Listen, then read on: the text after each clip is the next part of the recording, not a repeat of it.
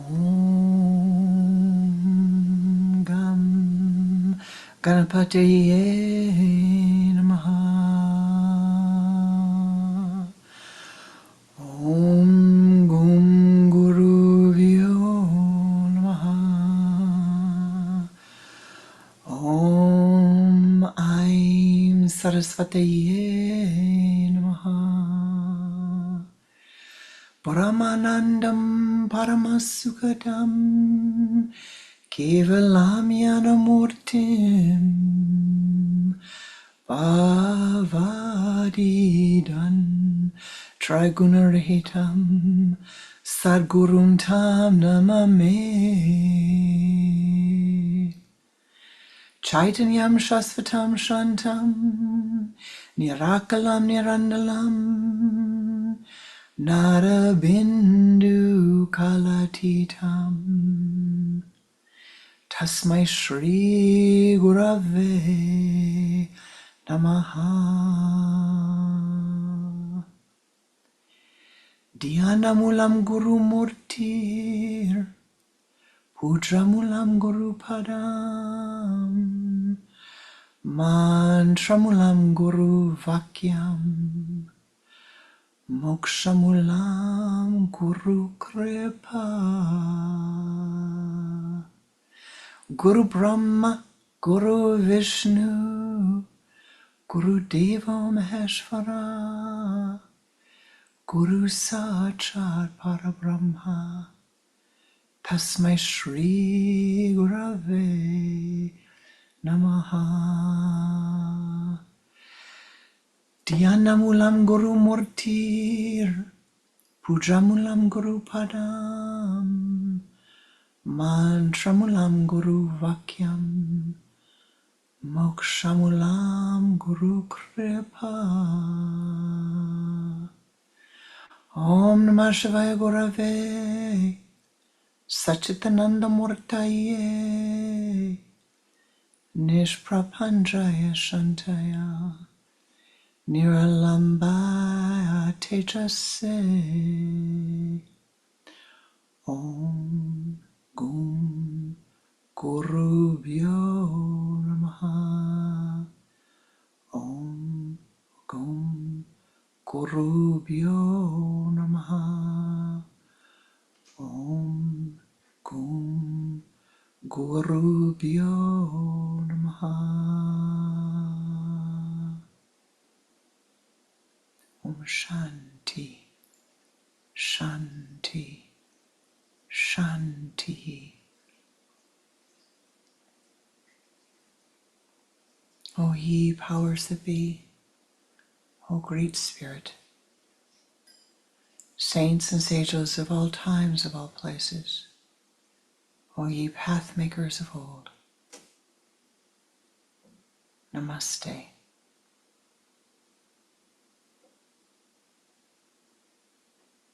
Most beloved and precious Ishtadevata, in all of thy names, in all of thy forms, and in the formless reality, Namaste. Be with us, sweep clear our paths. May our time together be of the highest good for each of us. May the obstacles, the karmas be softened, healed, mended. May the skills that we need be strengthened. And may each of us be an ever greater blessing unto all life. Om Shanti, Shanti, Shanti. Namaste ji, Namaskar. Welcome to my heart and welcome to our Sunday Sangha, our Sunday meditation.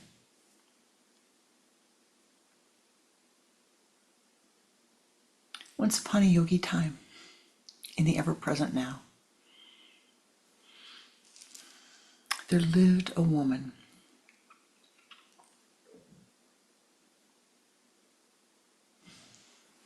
Could have just as easily have been a man, but this story, it's a woman. She had been a mother. She'd been a daughter. She'd been a wife. She'd been a mother. And now she was at the twilight of her life. And she was feeling sad, really quite sad. Because she looked back at her life and she felt abandoned. She didn't understand. Where were all the people that she had helped along the way? Where were all of those that she had been of help to? She goes to the temple. She sees all these beautiful, beautiful golden Buddhas that other people had donated. And what she had to donate was her incense.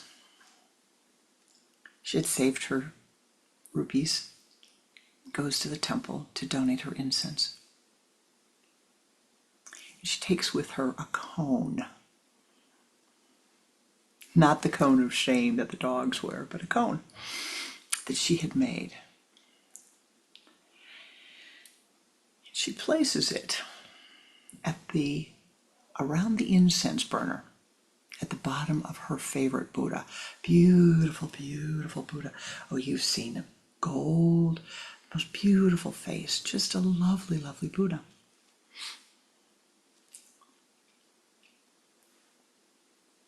Puts the cone down, lights the incense, and begins to pray. The priest comes over and says, "Can I help you? I see you have a cone here. That's, unusual." "Well, Swamiji, I'm very sad. A lot of people have let me down. A lot of people have let me down. I did this and this and this and this, and they've let me down. They're not here anymore in my life. I want to make sure that my offerings only go to me. I don't think it works like that. I don't think that we can I don't think that the divine will just take your offerings just for you. I'm sorry." "Well, I'd like them just to go to me." "They're going to have to go to everybody. That's the way it works. The incense goes up to the divine, it goes to everybody." "How about everybody but my neighbor, everybody but Johnny Joe down the street, everybody but," and she goes on to list 12 people. And the Swami says, No.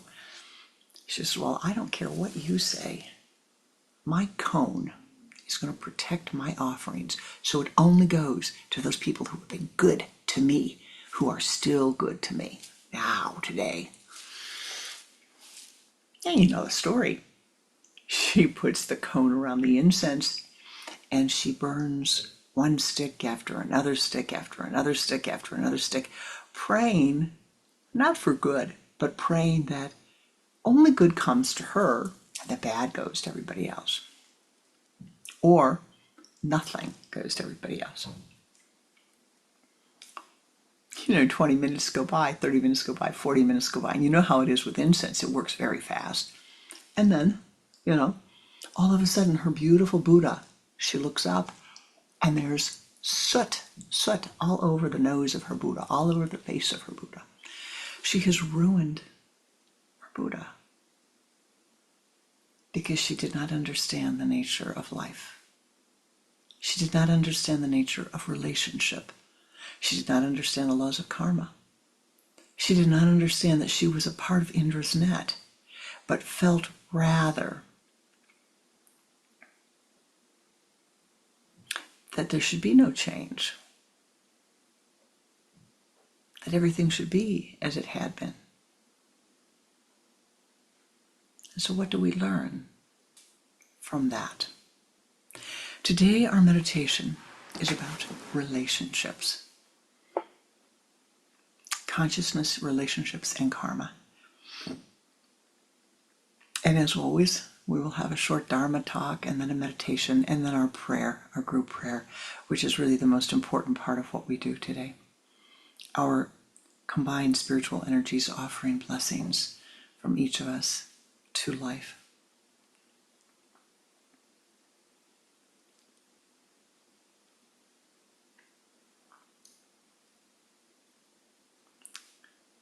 There are in life people, places, events, and things that come into our individual lives. And we have relationships with those people, events, things, and situations. But let's just take the people. In your life and in my life, we have what are called the companions of the road. And these are people who come into our lives for a period of time. And then there are people who are called companions of the heart. And they will be in your life for a much longer period of time. Perhaps, the whole of your incarnation. Perhaps one incarnation after another, after another, after another. But where does the sadness arise? Where do the problems arise? Where do the challenges arise? Well, they arise when we think that the relationships of the road should be like a relationship of the heart. I bet you don't remember, but when you were in kindergarten, I bet you had a best friend.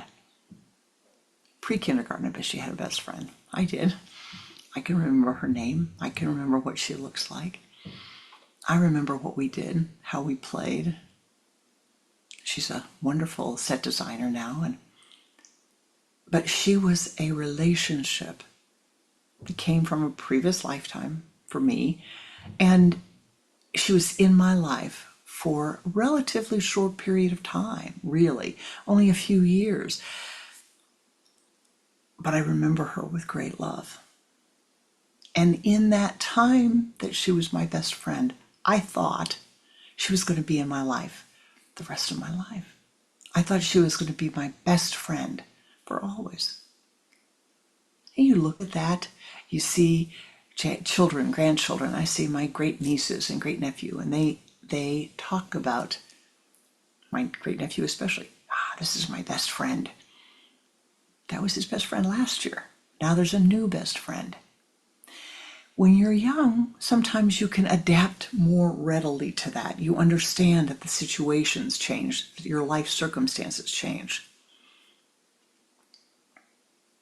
But let's stop and look at this from a mystical perspective, from a yogic perspective. Each of these relationships reflects the karma of that given time. Karma is time specific. It is place specific. It is relationship specific. Everything that has a beginning has an ending. The error, the difficulty that we have is that we think that something begins and it is going to continue infinitely. The question is, within each of these relationships, let's say you understand, oh yes, I see, this is for a specific time. What is there to be learned? Why? This is really the essential question that is worth reflecting upon, contemplating, really deeply turning inward and looking at your life experiences and saying, well, let me see. I came here. You and I, we incarnated on the earth because there's specific lessons about life that we are seeking to learn. Specific lessons. You worked really hard to get here on the earth plane, and even harder to get here and incarnate in the human body. Don't ask me why we chose this instead of the body of the whale or the body of the eagle or the body of the hawk or the body of the bluebird or the body of the monarch butterfly that has the strength to fly all those thousands of miles every year. But we chose this, which is pretty much stuck on the earth, right? We don't fly without the help of a machine. But you chose it. We chose it. Because on this plane of existence, we can understand our place, our part in the whole. You can find enlightenment. What does that mean? It means to understand what your consciousness, where your consciousness is in the whole. But we come with karma from the past. You're not a blank slate, no matter what the philosophers say. You're not a blank slate. You come with the past with you. You bring it all. And as Swami Pranananda would say, the ghosts of the past not only like to live again, but they are living again here and now in this moment with you and with me. What then do relationships have to do with karma? What then do relationships have to do with your life? And why, if you try to put a cone around the incense of the blessings of life, do you end up with a blackened Buddha, a sooty, ugly state of consciousness that you're carrying around with you? Well, how do we begin? Where do we begin? We begin first with the concept of the laws of karma, the concept of aham brahmasmi. You are the creative principle for your life. You draw all of the karma into your life. I do the same. Don't ask me why we choose some of this karma, because I continue to say, what was I thinking? But the question then becomes, I draw the karma into my life.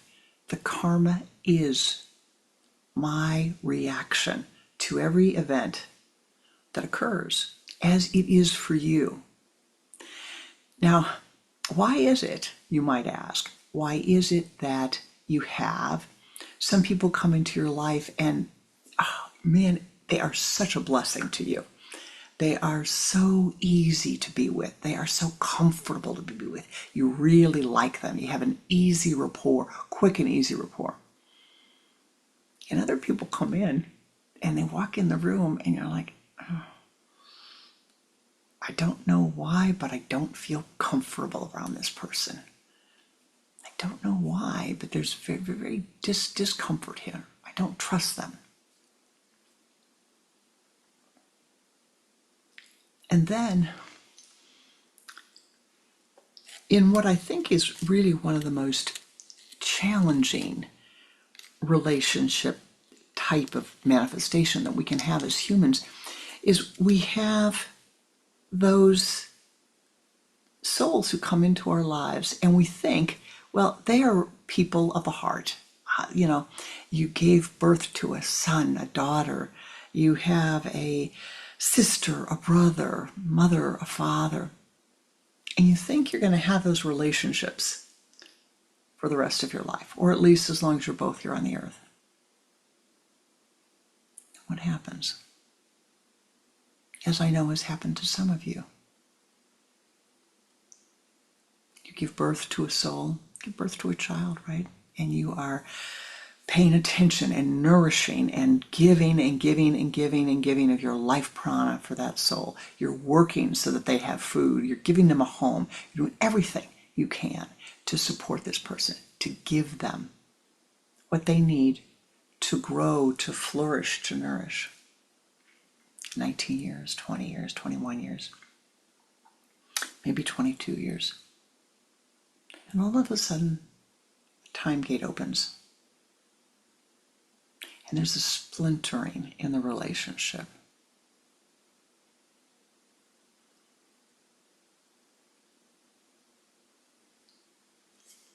You don't talk anymore. No matter how much you want, they don't want to talk to you anymore.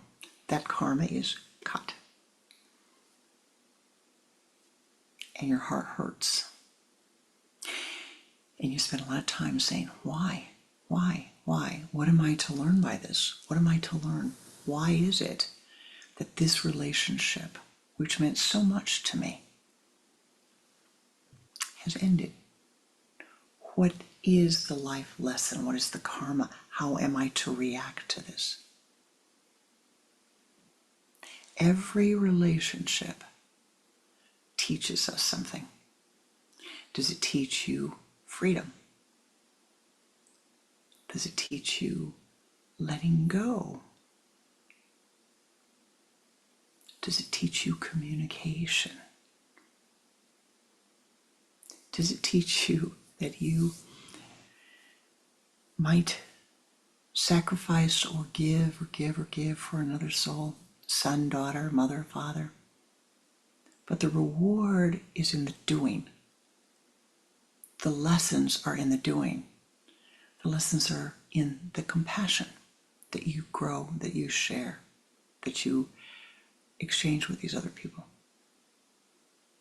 The reward is not the adulation that you get from them or the lack thereof.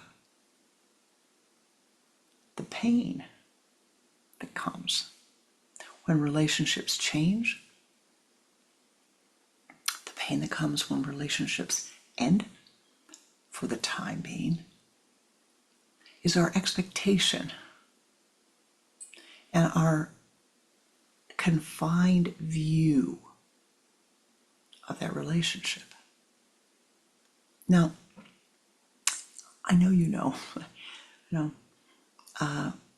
this may not be true for some of you, because I do know people, very closely know people who don't have this circumstance. But most of us, people you went to high school with, you don't keep in touch with them anymore. People who went to grammar school with, you don't keep in touch with them anymore. Unless you happen to live in a community that is small enough that you still, as you are adults, you still continue to have a relationship. But it's changed. It's different. The child that you walked to school with every day, that you played with in the summer, it's not the same relationship. Your interests have diverged. Your life patterns have diverged. The karma has changed for each of you. Maybe the health of this one has changed. Your health has changed. Maybe your economic circumstances have changed. Maybe you've moved.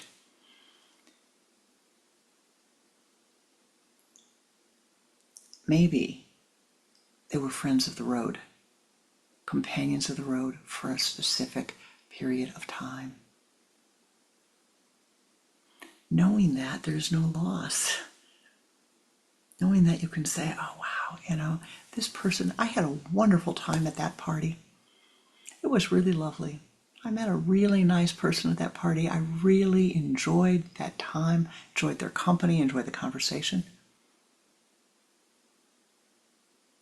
And then you don't see them again. Not in this life. But you'll learn something from them. They shared a thought with you that you never had before. And your life has changed because of that. This is the karma of relationships.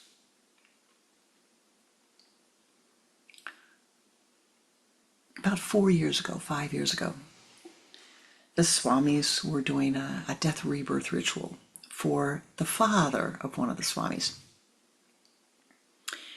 And I was participating in the ritual. And at the end, the wife said, now I've got to set this up. The wife was not a Kriya yogi. The wife was the mother of the Swami. She didn't have a real strong, she had a strong spiritual background, but not a strong link to this lineage. And the wife said, now I know my husband is well. I was worried when he died, she said, that he was not going to be well. I was worried about how he was. Now, at this moment, after this ritual, I know he is well.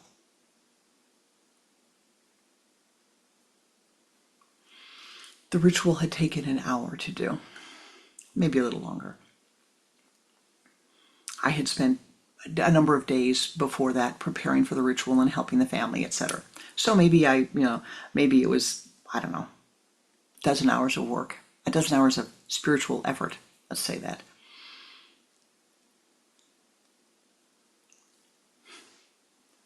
With those words, that companion of the road changed my consciousness. Her tone of voice, the way that she said that, opened my eyes. And I said, oh, this is worth the effort that we place on it. This is what we are here for. This is what we are doing. This, because we have helped this soul to ease her hurt, to ease her confusion, to ease her fear, to comfort her. This is worth it. If I have that moment to remember, at that moment, my mind said, at the end of your incarnation, you will remember this moment. At the end of your incarnation, you will say, yes, there was one moment that I knew, because of that soul, I knew that I had done something of good in this life. Now, yeah, that sounds silly, right? It sounds silly, but it wasn't. And my point is, she was a companion of the road. Her comments were, if they were 2 minutes, they were long. But she changed my thinking. She changed my entire prism, my whole horizon of awareness in just that instant, in a way that transformed my life, in a way that eased the feeling that, the feeling we all have is this, have I done any good? Has my life been good? Is my life worthwhile? All those questions that humans have, and we all have them, right? I remember saying to my guru one day, I wish that you would write an autobiography about your life. And he turned around with no hesitation and said, when I finally do something that's worth writing about my life, I will let you know. Okay, that's how you're feeling about it. But we all have that feeling. And so the key that I'm trying to express today is know your relationship with another. Now, I want to try to get this right because this is really important.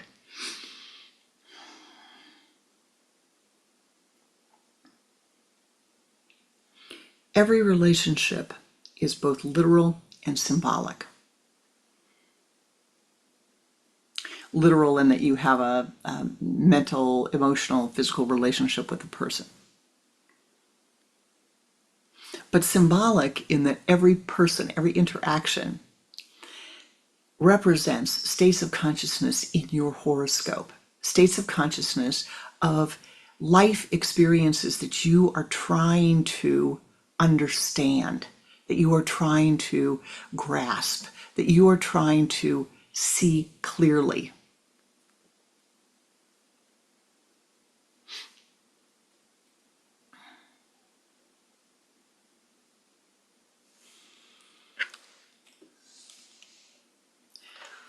I was having a deeply important conversation with a disciple earlier. And she was talking about the state of feeling shame.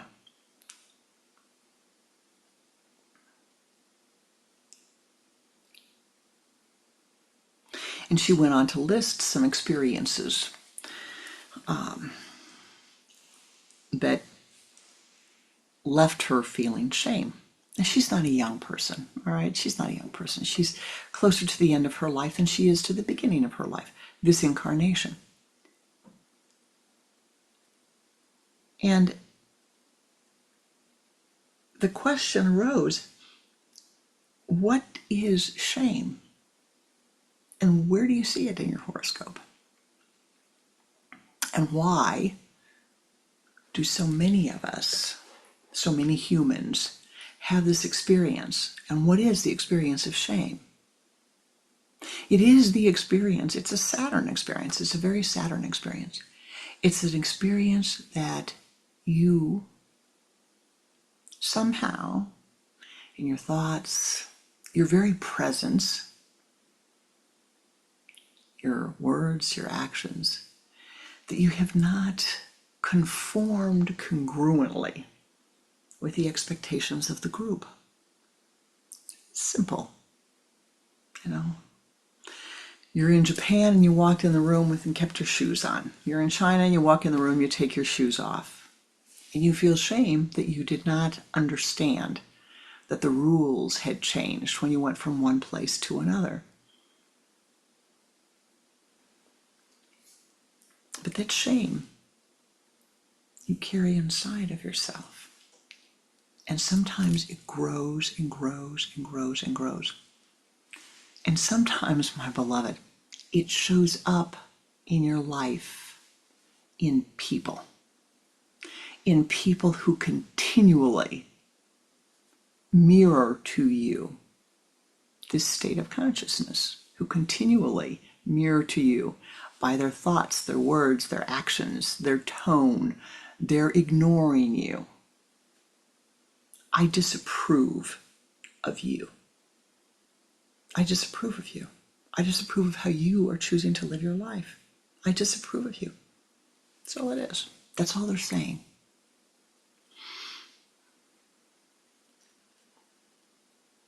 A dear, dear soul came to me not long ago, and after being married for a very long time, her marriage relationship ended. That's hard for anybody, right? No matter what the reason is, it's a difficult change in the karma. But there was a soul who is her son. She gave birth to him. She worked really, really hard to raise him, to feed him, to educate him, worked really, really, really hard. And then because the marriage ended, he decided that he did not approve of her actions. He didn't approve that she was no longer married to his father. So for that, which you thought was a relationship of the heart, is a relationship of the road. That karma lasted for however long it lasted. But that disapproval is then to show you a lesson. What's the lesson? What is that karmic lesson?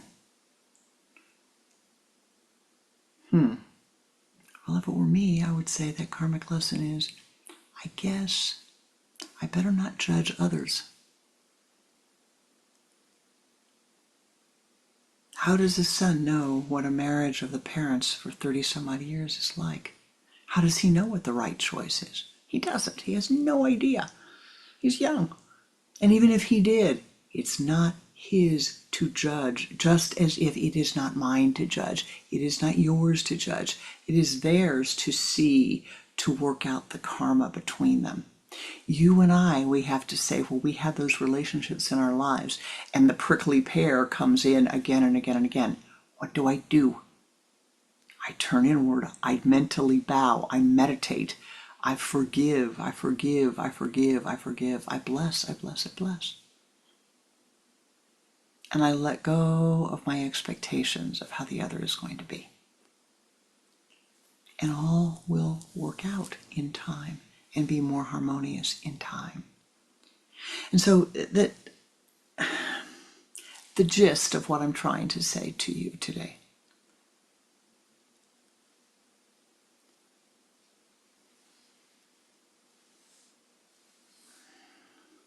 the path of Kriya Yoga is the path of learning the laws of karma. It's the path of learning to soften your karma. Meditation, visualization, mantra, reflection, contemplation, fasting, silence, and on and on.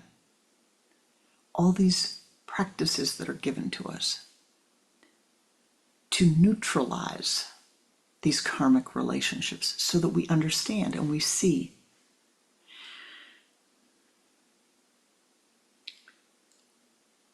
I'm going to say this one thing, wrap it up, and then we're going to meditate. The problem that the mother had, very common problem, the mother whose son judged what he thought her marriage should look like.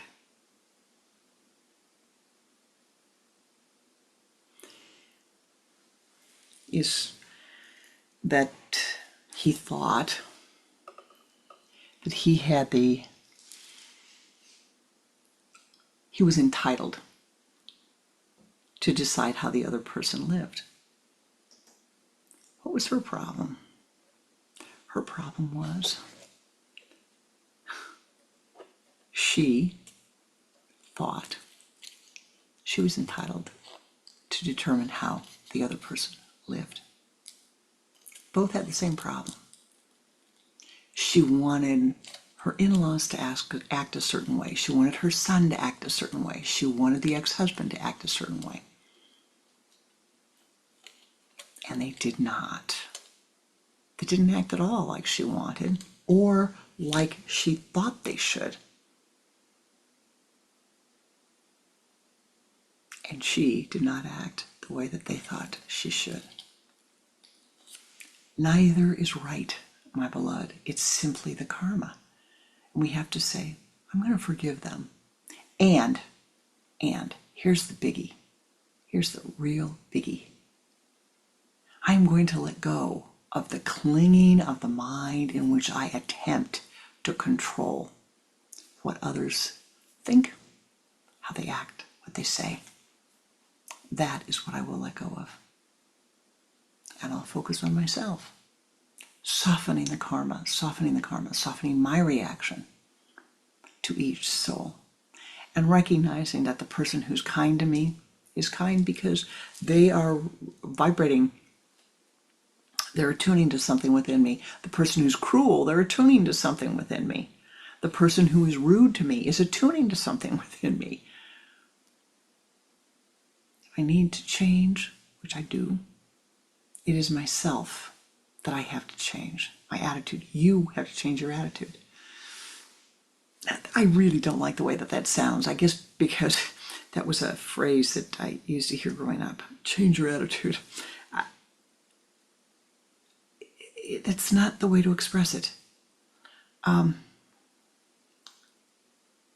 Look at how you're feeling. Look at how you're acting. Look at what thoughts are running through your mind. And ask yourself, is this helpful to me? Is it helpful to the situation? Or is it not?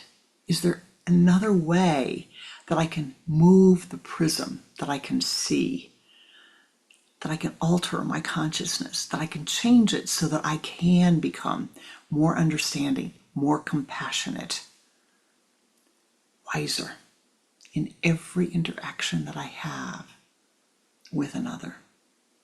That's really what the Kriya is about, is being able to do that.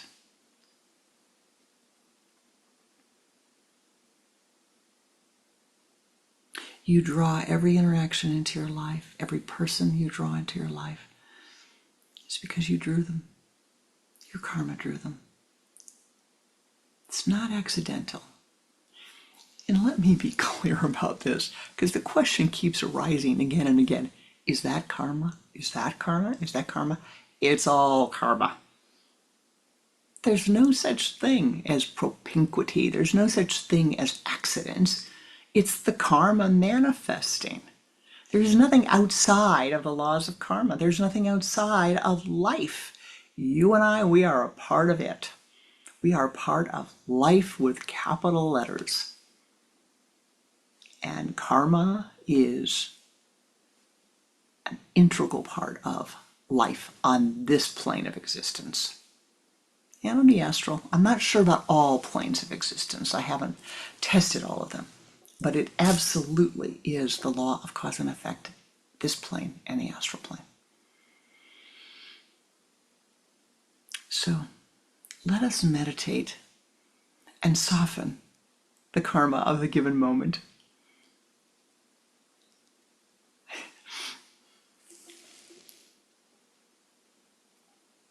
And I'll end with this kind of humorous question that I keep asking myself, and some of my fellow Swami friends ask, which is, given the chaos of this moment on the earth, what was I thinking?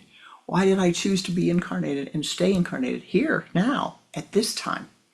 What is the lesson? What are the lessons to be learned? So let us meditate and find peace, find tranquility, find beauty, and radiate that. And every time someone who comes into your life as a thorn bush or prickly, say, oh, how do I transform that into a rose? How do I shift me, my awareness, my consciousness, so that that is transformed? This relationship is transformed. Don't have to be buddies, but I do have to find peace with all. Namaste, Ji. I thank you for being here today, and let us meditate together. If you will, sit with your spine erect as you are comfortably able to do so. Place your hands in the Om Mudra, index finger and the thumb together, please. Cup the hands upward upon your thigh. Close the eyes and turn your head to the left with a double exhalation.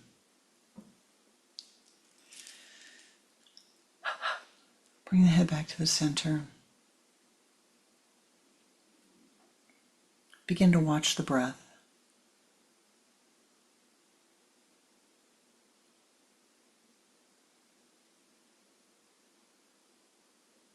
Use the sipping breath. Pull the energy from the limbs to the trunk.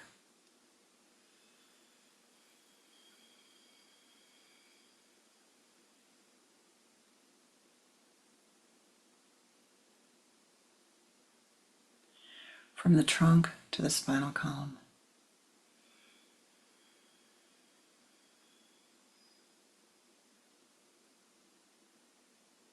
From the base of the spine to the sun center.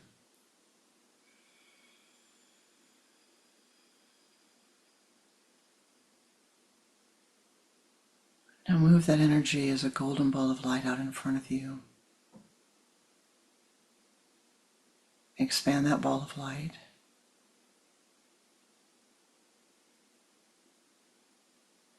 And circle that light around your body counterclockwise 3 times. Encase your entire being in golden light. Now expand that light.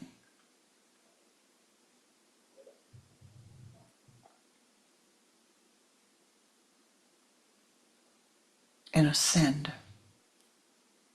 Ascend upward to the high place. Om Namo Namo Namo Namo Namo Namo Namo Namo Namo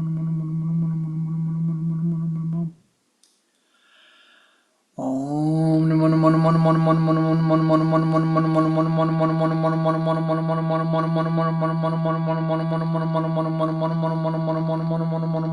Namo.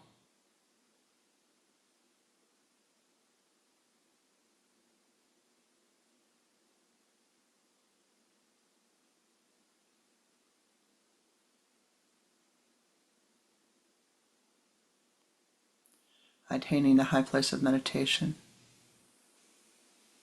Turn around in consciousness, focusing your attention at the sun center.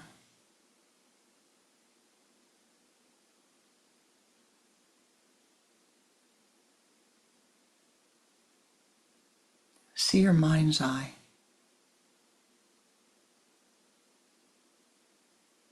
as a magical mirror.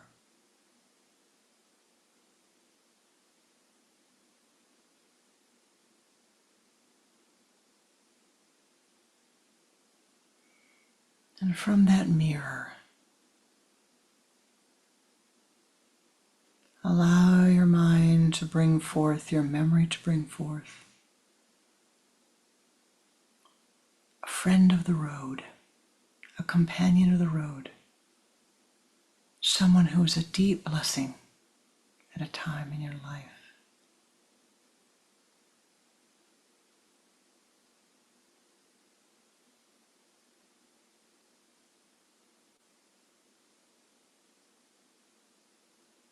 Allow their image to come forth to you.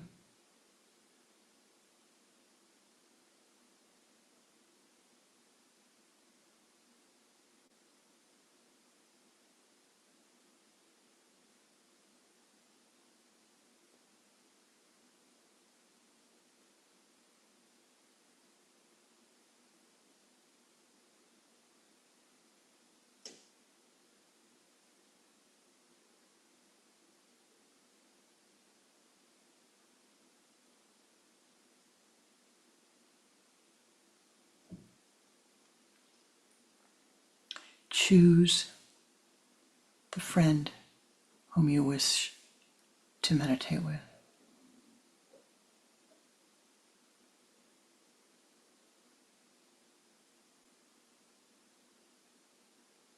Bring them into your mind's eye.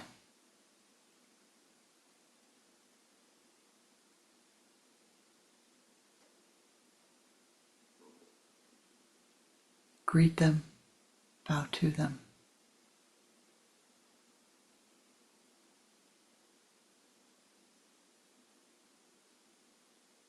Allow your mind to bring forth the blessings that you have received, the lessons you learned, the joy you experienced with this friend of the road, this companion of the road.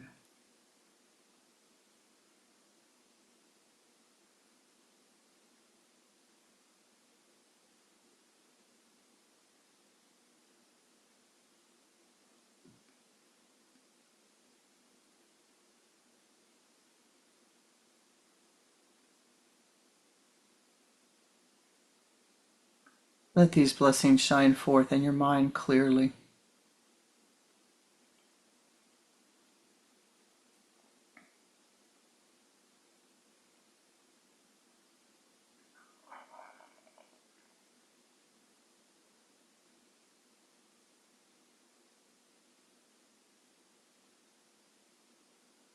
And offer your gratitude. Open your heart.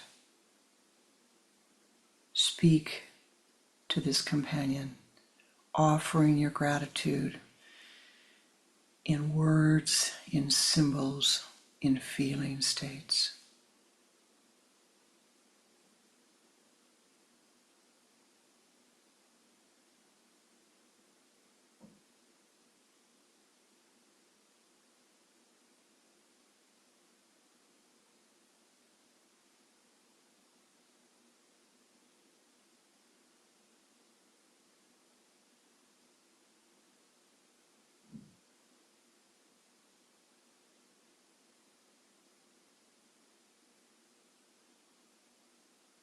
Mentally offer your pranams to this companion, bowing to them as you see fit.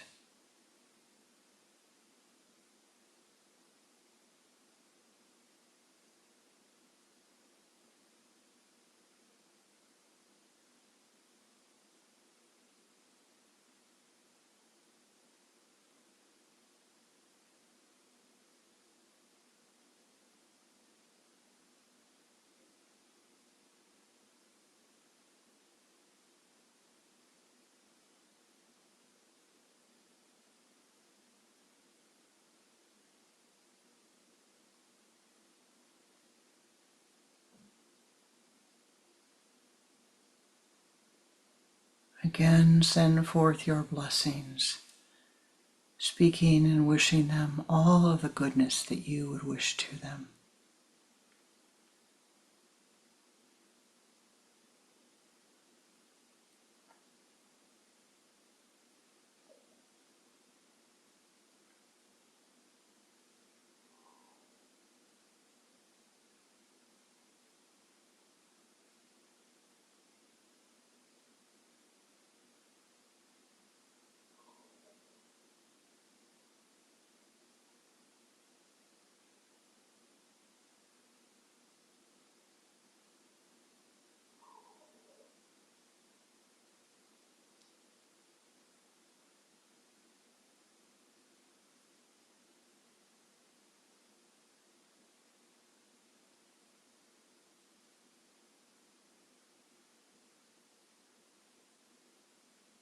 Hold the companion in your mind's eye.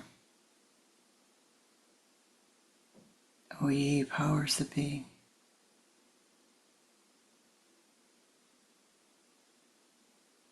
come forth and send blessings upon this soul.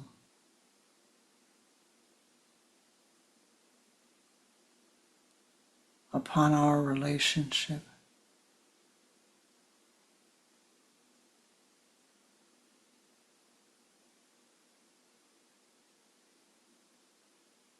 May we remember the sweetness.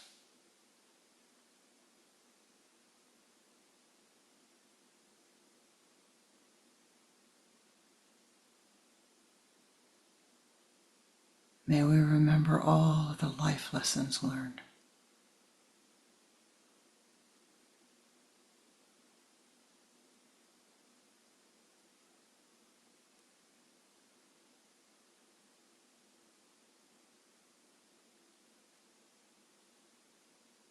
May the karma between us be softened again and again and again.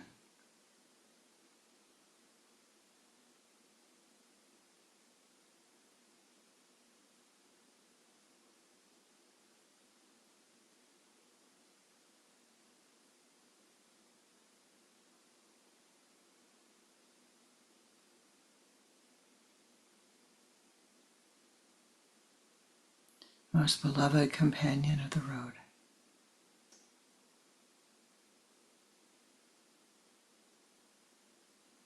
may your way be softened. May your life be softened. May all of your incarnations be softened. And until we meet again,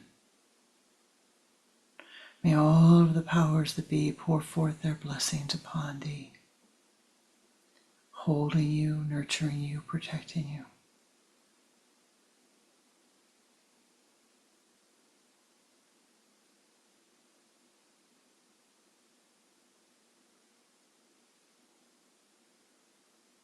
In your mind's eye, see that companion of the road, lifting, lifting, lifting into the light of life, and being abundantly blessed.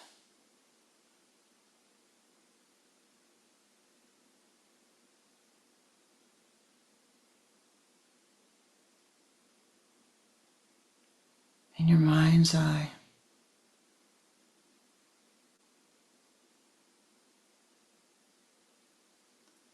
see the light pouring forth. Call upon your Ishta Devata, your chosen form of the divine, to be with you at this moment, to be with us at this moment.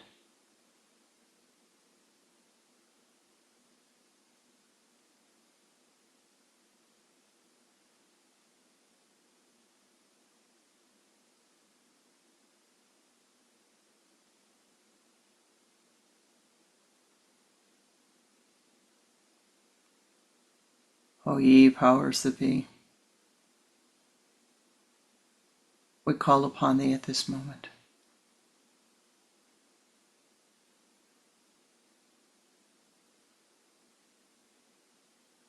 Thou knowest and seest the needs of the earth plane.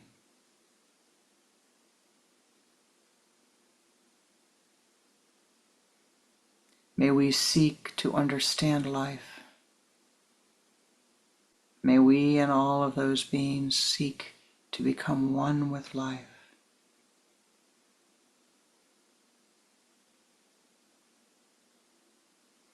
May we cease trying to transform life into our dream, but rather to become one with the stream of reality.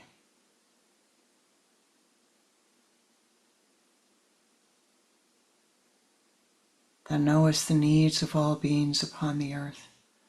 Thou seest the lack of kindness, the lack of compassion, the lack of water, of nourishment.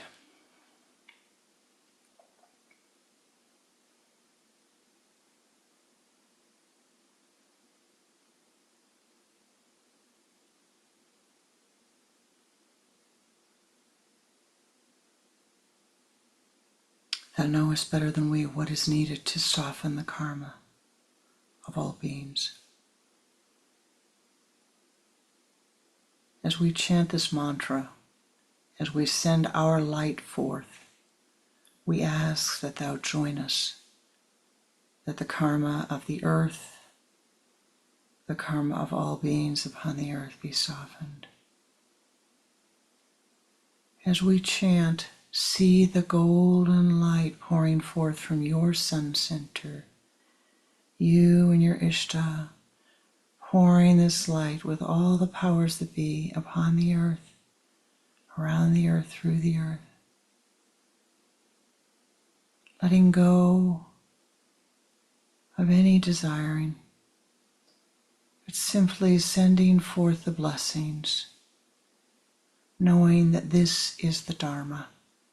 This is what we are here for at this moment, to send forth our pranic energy with all the powers that be, that the karma of all be softened. And with this we will chant the Om Shanti mantra, again focusing at your sun center and feeling the golden light pouring forth.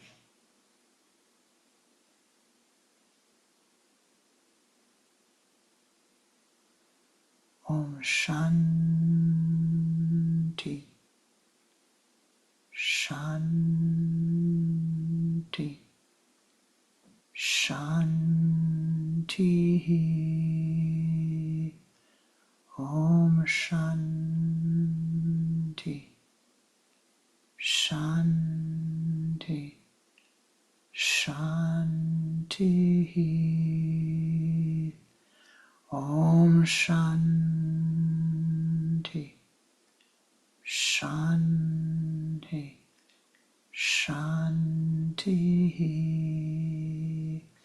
Om Shanti, Shanti, Shanti.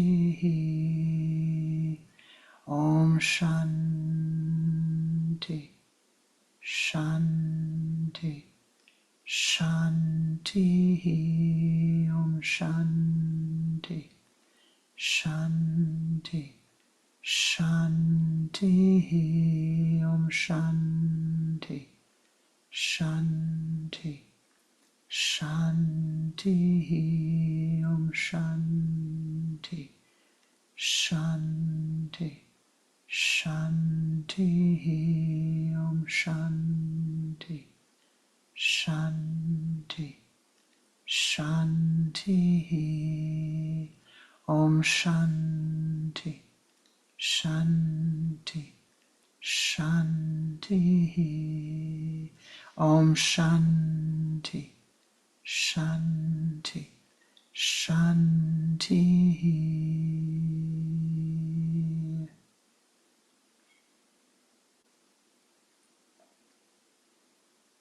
And now feel that golden light radiating forth to all realms of reality, manifest, unmanifest, that all beings be blessed, that the karmas for all beings be softened, that all beings without exception be blessed, abundantly blessed. Let us use our yoga city, our prana, our precious prana, and send forth these blessings to all in all realms. Feel that golden light radiate forth, you and your Ishta and you, the Sangha and you and the Sangha. Radiate forth to all realms. See the light radiate forth as the brilliant light of the sun. Om Shanti, Shanti, Shanti. Om Shanti, Shanti, Shanti. Om Shanti, Shanti, Shanti. Om Shanti,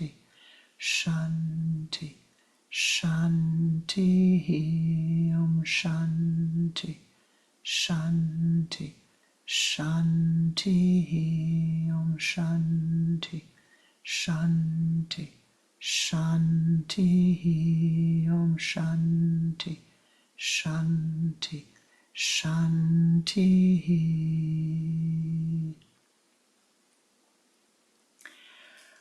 Harihit Om.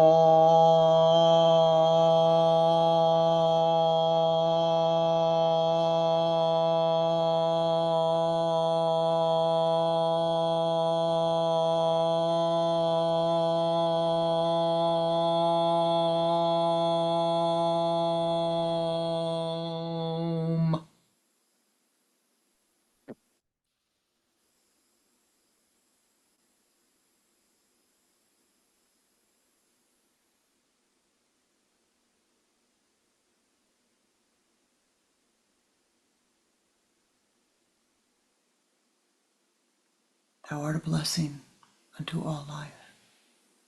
Thou hast shared thy blessing with all life.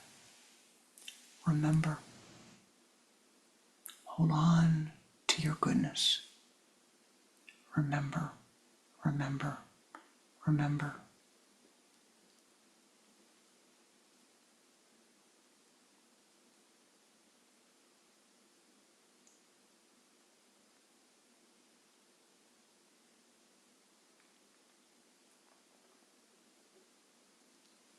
Remember your good deeds. Thank you for the blessing of your presence, for your use of your spiritual energies to send forth these blessings today. You make a difference. You have made a difference. Continue to know that and to use your blessings, your thoughts, your words, your kind actions, every choice that you make